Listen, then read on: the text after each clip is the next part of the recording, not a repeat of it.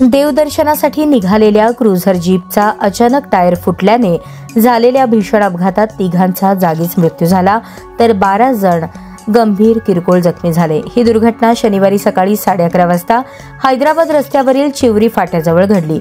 मृतांमध्ये 3 महिलांचा समावेश आहे। जखमींना तातडीने सोलापूर सर्वोपचार रुग्णालयात हलवण्यात आले।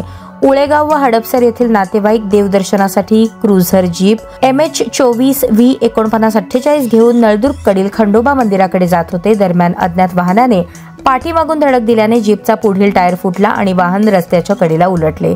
धडकेचा जोर इतका होता की काही प्रवासी बाहेर फेकले गेले। मृतांमध्ये पूजा हरी शिंदे वय 30 राहणार उळेगाव, सोनाली माऊली कदम वय 22 राहणार हडपसर, साक्षी बडे वय 19 राहणार हडपसर, तर जखमींमध्ये कुणाल लक्ष्मण भिसे, अंजली रवी अमराळे, आकाश दत्ता कदम, ओंकार शिंदे, रुद्र शिंदे, बालाजी शिंदे, माऊली कदम, हरी शिंदे, कार्तिक अमराळे, कार्तिकी अमराळे, शिवांश कदम, श्लोक शिंदे यांच्यासह 12 जणांचा समावेश। अपघातानंतर मदतनीस राजू वडवेराव आणि प्रहार संघटनेचे रुग्णसेवक मोहम्मद पठाण यांनी तत्परतेने मदत कार्य हाती घेऊन जखमींना सर्वोपचार रुग्णालयात दाखल केले।